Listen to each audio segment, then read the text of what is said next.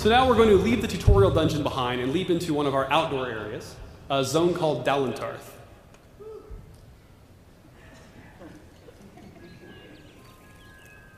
Welcome to Dalentarth. So Dalentarth is the first major zone you'll get to in the game, of 5 massive outdoor zones that are all open for exploration. There's no load screens in between them, anything like that. You can just go wherever you want. Dalentarth, there's a few things to point out here. First, it's very, very pretty. And there's a reason for this. It's not just that we like to make pretty things, although there's that too, but also some good design reasons. One of those is that, again, it's the first zone you come to after the tutorial. So we want to make the world feel warm and welcoming and magical. As you notice these like little blue sprites flitting about us as we walk through the world. Part of the whole Age of Arcana bit.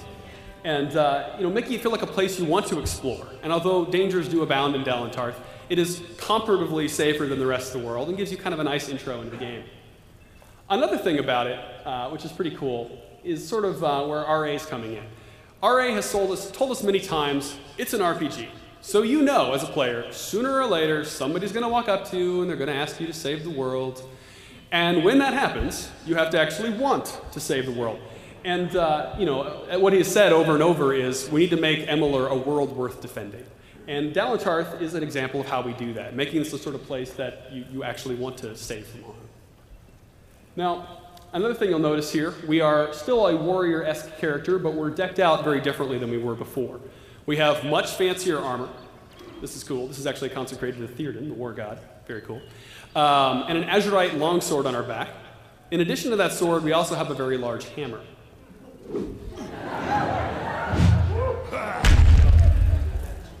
Like so.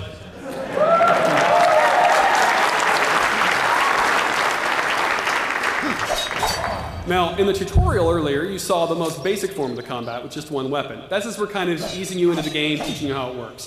For the majority of the game, though, you actually have 2 weapons. You can slot whatever you want into those 2 weapon slots, and you can seamlessly switch between them, even mid-attack chain, which you can see Joe doing here and in the combats to come.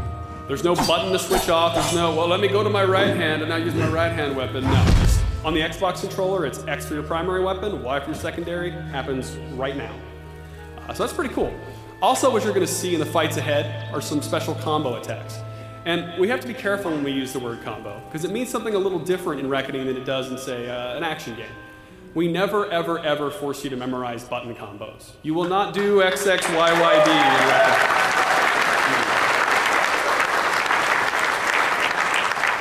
One thing that we've had to drill home time and time again is that we're ultimately not an action game. We are a hardcore RPG that has action combat, and it's a very different thing, and the combos are an example of how it's different. Everything that you see, the special attacks that Joe's going to do throughout the course of the demo, including the ones you've already seen, they're contextual. I attack after I roll. I attack after I block. I attack after I parry. I attack simply by holding the button down. They're all really easy to discover, really easy to perform. You don't really need to memorize anything. And we'll see more of those throughout the course of the demo. Now, as we move forward, we're going to see an example of the warrior in action, along with some of the warrior's magic abilities, because in the Age of Arcana, even a warrior has access to magic.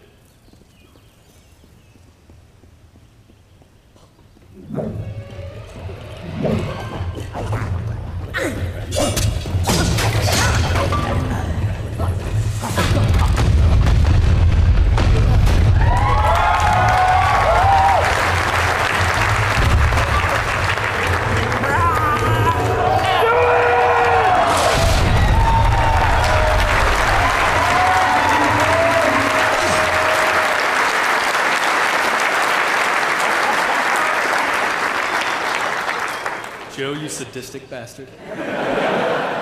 You may have noticed a moment in that combat where Joe flew into the air and a weapon magically coalesced in the air, and then he crushed a boggart into tiny little pieces. It's subtle, but it was there. That's something called a fate shift kill, which feeds into a different reward mechanism, a whole different system that unfortunately the marketing folks won't let us talk about yet, but you will hear more about that down the road. For future reference, it's a fate shift kill. Yeah. Now, as we move down the hill a little bit here toward Loch Dyden and the village of Dydenhill, we'll talk a little bit about the world. As I mentioned, this is Dalentarth, one of those 5 major outdoor zones, each of which is ridiculously huge. And each of which has a totally different art style, look, feel, and biome for that matter, ranging from arid deserts to dank swamps, and of course the enchanted forest that is Dalantarth. Like any good open world game, we do a few kind of world simulation-y things to make the world feel alive, living and breathing, which is something Ken Rolston really pushes hard. An example of that is having a day-night cycle, which we'll show off here now. Now, the day-night cycle isn't just aesthetic. We also have NPC scheduling. So NPCs have their whole cycle of what they do over the course of the day, cleaning up the bar in the tavern, dancing at night, maybe in the streets, it varies. But they all have their things they do when they're not busy handing you quests. So that changes over the course of time of day. We also have a few systemic outputs, like we have some areas of the game where certain monsters will only spawn at night. We have a weapon which by day is a flaming weapon and at night does ice. So things like that. It's pretty cool. So now here as we walk into this village, you know what to expect from a village or a city in an RPG, and we have those things. It's a place you can go to rest, relax, recuperate, to buy new gear, to sell your old gear with one button press. Yeah, it's true. To buy new gear, sell your gear, to do crafting, to visit various service providers.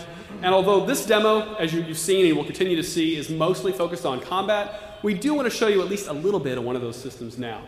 This is one of our 3 crafting systems. It's called Sagecraft, alongside alchemy and blacksmithing, which are the other 2. Sagecraft lets you do a few different things. One of those things is socketing magical gems into your weapons and armor. It also lets you create your own gems from scratch using these crystalline shards you find throughout the world. Now, Joe conveniently has a gem of combustion in his inventory, so he's going to socket that into his longsword. And voila, now we have a flaming longsword. Now you can see that immediately the particle effects for that are automatically updated in addition to the actual damage that it's doing, and all his special attacks also change. And yes, this will set enemies on fire. And fun fact, the boggarts you were fighting earlier, they're made of wood. If you set them on fire, they panic and run screaming. It's great. So, move forward here. This is a good time to talk about Ken Rolston's influence on the game. We have this nice cobblestone path leading off ahead of us, kind of off into the wilderness. And if we follow that, generally speaking, it's going to lead you to the next big moment that the designers want you to see. And we're designers, so yes, we do want you to see it.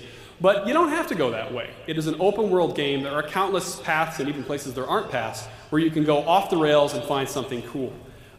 Ken often says that players want to wander into the weeds. And so we let you do that, and in fact, we encourage it.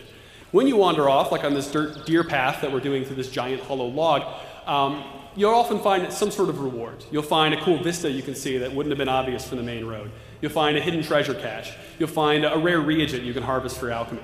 In this particular case, wandering off the beaten path is going to lead us to a monster type we haven't seen before. A couple of them, actually. One of them, you'll see up ahead, is a snake-like wild fey creature called the Banshane. Really nasty. She can vomit up these fleshy pods that hit the ground, and after a second, they'll spawn out mergans, which are sort of her drones. Now, because of the way this fight works, it's really sort of interesting to demonstrate here. A lot of our enemies in Reckoning work together in some sort of cooperative way. For instance, the boggarts you saw earlier, you may have noticed, although Joe killed them awfully fast, so maybe not, hopefully you noticed that they will actually surround you in the middle of a fight, try to flank you. So one of them will keep you busy while another one rolls in and whacks you in the back.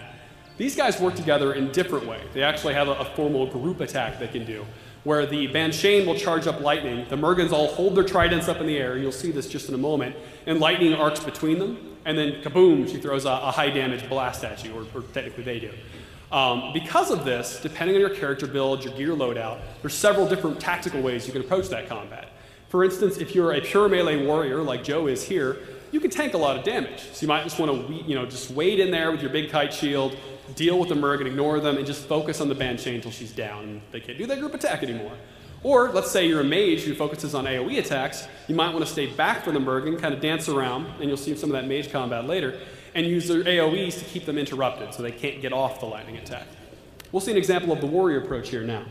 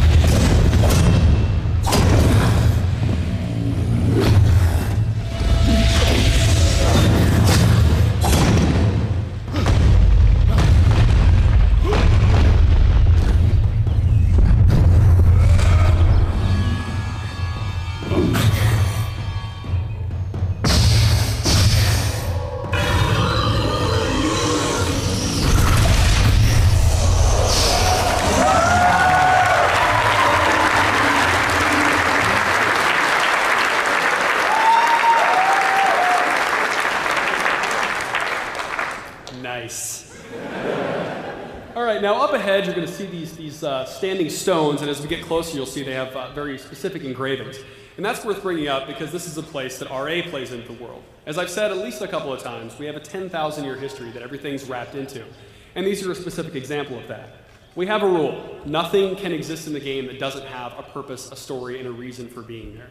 We actually joke around the office a lot when we come up with some new concept. A wizard did it. That's how it works. We joke about it because RA will not let that fly. No, no, no. Everything in the game has a story, has a purpose, has a place in that grand scheme of things. For instance, the ruins we're seeing here up ahead, these ones with the carvings, were built by the Durek people in an earlier time period. And they have their own culture and history and reason for being here. As we move forward, we're going to see a dungeon here in a moment built by an even earlier ancient people called the Arathi, which we'll talk about a little bit. Can't say too much about them at this point, but I'll at least mention them a little bit.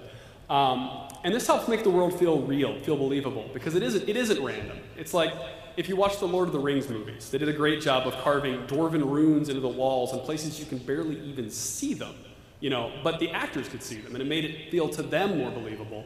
And as a result, they acted better. They really got into the parts. We're trying to do that for you, the player, as you act your way, role-playing, through the world of Amalur. So as we step forward here toward the dungeon, you're going to see some kobolds outside of it. This dungeon's an Arathi ruin called Earl Tusk.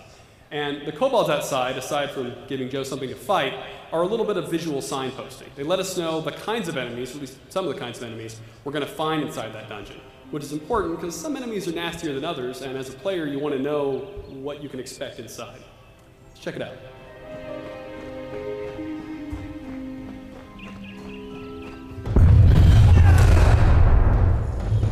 Yeah.